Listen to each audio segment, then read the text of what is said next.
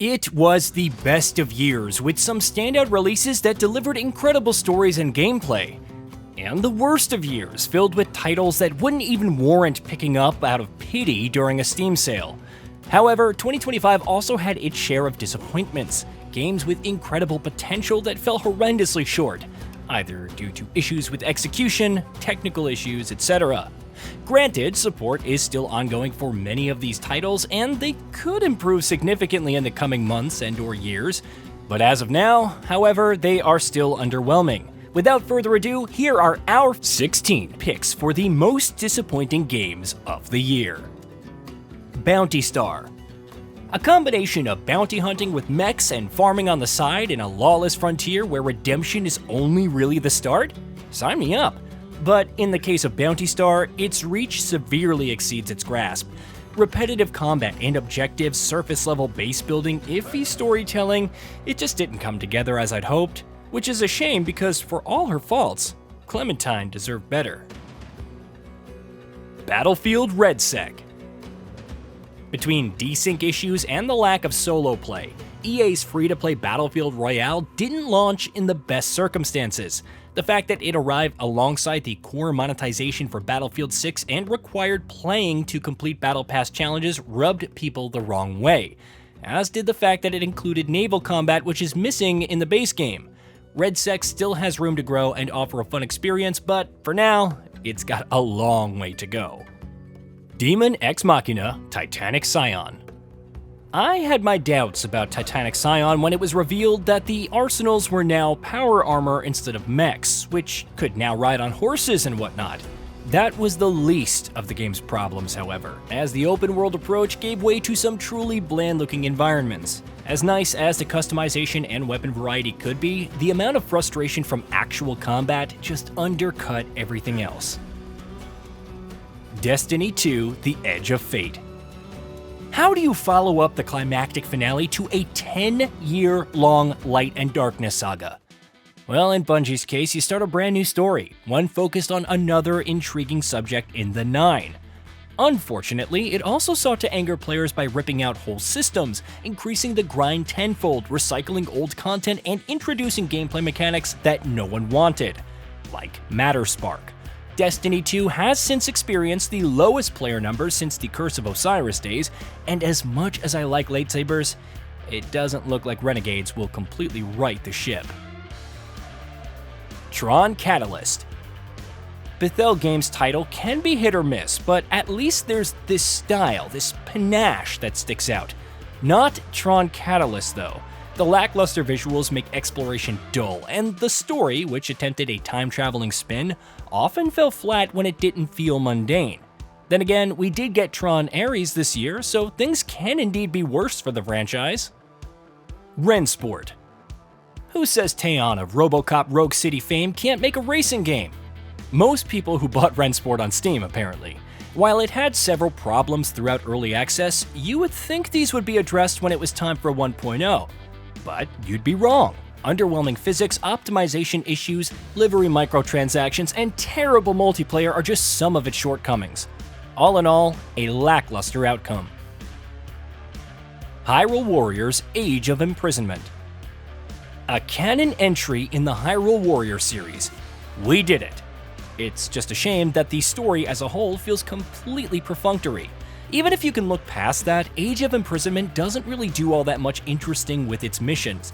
The combat and performance are the series' best yet, which is no small praise, but it really could have been so much more. Mortal Kombat Legacy Collection. Packaging every single Mortal Kombat classic title into one retro package, complete with interviews from the development team, sounds great for longtime fans, and which players enjoyed mythologies and special forces. The problem, as always, is the execution. The input, sound issues, lack of lobbies, and more at launch, not to mention the price, put a real damper on the celebrations. Yooka-replaylee. It's Yooka-laylee, but with better graphics, improved controls, all moves unlocked from the outset, etc. So, what's the problem? Well, it's still Yooka-laylee at its core, which means the levels don't always flow in the best of ways or offer the most enjoyable challenges. Dr. Quack's quizzes are gone, which is great, but for those expecting any further overhauls beyond this should temper their expectations. FBC Firebreak. Why is Remedy, a developer known for its story-focused single-player titles, delving into the co-op shooter genre?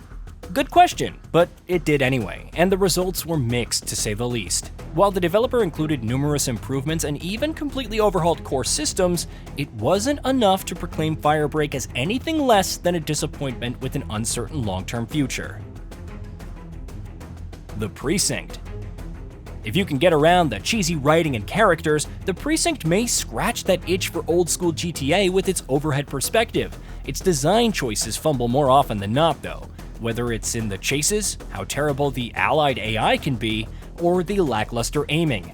In other words, it may have been a neat spin on GTA, but with cops instead of gangsters, but not this one. Call of Duty Black Ops 7. Remember when I said that most of the entries in this list are titles that fell short in various ways and may not be outright bad? Black Ops 7 is the exception to the latter. Its campaign is simply awful in almost every way, and while multiplayer is an improvement over last year, it has more than its share of issues. But it's the sheer soullessness of this year's entry that gets to me, even more so than 2023's Modern Warfare 3. Sin Duality: Echo of Ada. Amid all the hype for Arc Raiders and even Escape from Tarkov, it's worth looking back on Bandai Namco's failed attempt at an extraction shooter, Sin Duality: Echo of Ada. Support is still ongoing for what it's worth, but with forced PvP, that too with a lackluster player base, a laughable grind for blueprints and more, it's no wonder that player counts continue to decline on Steam. NASCAR 25. Remember when NASCAR titles were a big deal? Alongside the likes of Need for Speed and F1, NASCAR 25 unfortunately doesn't return to those days of thunder. Between career mode looking lackluster and multiplayers failing, it's easy to ignore the mostly fun handling. Not the worst package for the brand, but certainly nowhere close to capturing its brilliance either. Killing Floor 3. Good news. After the rearmament update, all specialists can now equip any perk they desire. Bad news, Killing Floor 3 is still very lackluster. Server issues, iffy movement, no mod support, no text chat, no server browser. The list goes on, and that's before even getting to how the futuristic premise falls flat. Tripwire continues to update and improve it, but for now, it's little more than dead weight on the Killing Floor name. Project Motor Racing.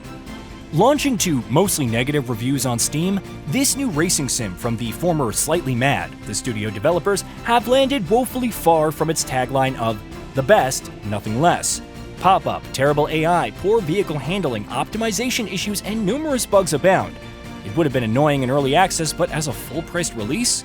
Unacceptable, especially from a team with so many years of experience. Hey, did you know that we at GamingBolt upload new videos every day? Stick around, drop a like, subscribe, and hit that bell. And let us know what kind of content you'd like to see in the future with a comment below.